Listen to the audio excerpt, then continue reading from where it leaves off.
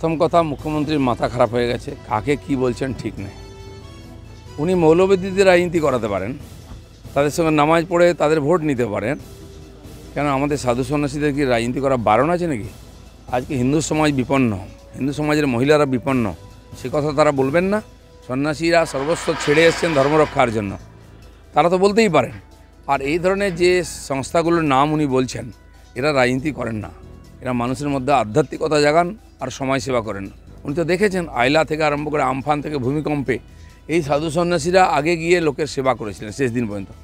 ওনার ক্যাডাররা পয়সা মারতে এসছে, কিন্তু এই সন্ন্যাসীরা গিয়ে যারা মানুষ, যারা পীড়িত মানুষ, তার কাছে সবসময় দাঁড়িয়ে মানবতার সেবা করে আসছেন।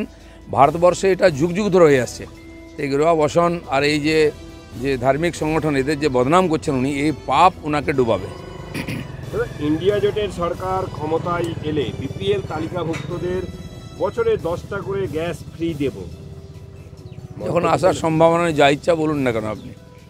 ওনার নাকি সমর্থন চাইবে, আরে ওনার কেউ ফোনই করবে না ভোটের পরে মমতা ব্যানার্জিকে, এই অবস্থা হয়ে যাবে দেখুন। দাদা, ভাঙড় কলকাতা পুলিশের আওতায় আসার পরেই দেখা যায় যে প্রচুর পরিমাণে বোমা উদ্ধার হচ্ছে, গ্রেফতার হচ্ছে, এবং নির্বাচনের দিন কি পুলিশ পারবে? আজ নির্বাচন কমিশন আছে বলে এগুলো সম্ভব হচ্ছে। নির্বাচন কমিশন চলে গেলে আবার বোমা রাখড়া, বন্দুকের রাখড়া হবে, কারণ টিএমসির নেতা এমএলএ ওখানে এই সময় বোমা বন্দুক নিয়ে এসে উৎপাত করছে। ওখানকার সাধারণ মানুষ যেহেতু টিএমসির বিরুদ্ধে ভোট দিয়েছে, তাদেরকে বাঁচতেই দেবে না। কী ধরনের রাজনীতি এটা? আমার মনে হয় এবার লোকসভাতেও তারা পেয়ে যাবেন নমুনা। দেখা যাচ্ছে এখনো পর্যন্ত আরও 25টি আসনের ভোট এখনো বাকি আছে, এবং জোটসঙ্গী কংগ্রেসের সঙ্গে তো সুপ্রিমো আছে, সেখানে প্রদেশ কংগ্রেসের সভাপতি অন্যতম কাণ্ডারি এখানকার, এবং তাকেই বেরিয়ে যেতে বলছেন খান। দেখুন, আজকে যেমন টিএমসির এখানে মনোবল নিচে চলে গেছে, মমতা ব্যানার্জি উল্টোপাল্টা বকছেন, কংগ্রেসও যত সময় যাচ্ছে হারছে, তো সেই জন্য তাদের অবস্থা খারাপ। আর কিছু না হোক, অধীর চৌধুরী তো কংগ্রেসটাকে বাঁচিয়ে রেখেছিলেন পশ্চিমবাংলায়, তাকে বার করে দিয়ে ওরা টিএমসিকে ফাঁকা রাস্তা ছাড়তে চাইছেন। এটা কংগ্রেস ভেবে দেখুক।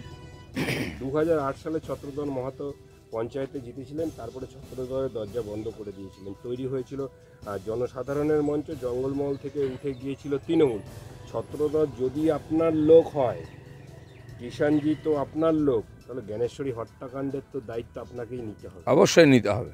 জ্ঞানেশ্বরী ইত্যাদি চক্রান্ত এবং নন্দীগ্রামে মাওবাদীদের নিয়ে আসা, ওখানে গণহত্যা, সব দায় মমতা ব্যানার্জি। আর চক্রধর মাহাতো তো জেল থেকে বেরিয়ে আসার পর উনি টিএমসি জয়েন করেছিলেন, ওকে সেক্রেটারি বানিয়েছিলেন স্টেটের, বলার কি আছে। তো পুরনো লোক, যা কিছু অপকর্ম জঙ্গলমহলে এত লোককে মারা, হাজার হাজার লোককে হত্যা করা, সব এরাই করেছে। তাই তো মানুষ তার বিরুদ্ধে ভোট দিয়েছে। আসানসোলে পুলিশে জলকাপুরা গ্রামে বিজেপি করার কারণে এলাকায় পানীয় জলের সমস্যা। অনেক জায়গায় এরকম হয়েছে, আমাদের বর্ধমানে হয়েছিল। একটা গ্রামে কেবল জল গেছে, টিএমসি নেতাদের বাড়ির সামনে কল গেছে, বাকিদের দেওয়া হয়নি। অনেক জায়গায় জল বন্ধ করে দেওয়া হয়েছে, আটকে রাখা হয়েছে। এখন সব জায়গায় জল জীবন মিশনের টাকায় জলের কানেকশন দিচ্ছে রাজ্য সরকার। 3 বছর ধরে টাকা ফেলে রেখে সুদ খেয়েছিল, মোদির পাঠানো টাকা। আর সেগুলো আগে ওই গ্রামগুলো দেওয়া হচ্ছে যেখানে ওরা ভোট পেয়েছে বা পাবে।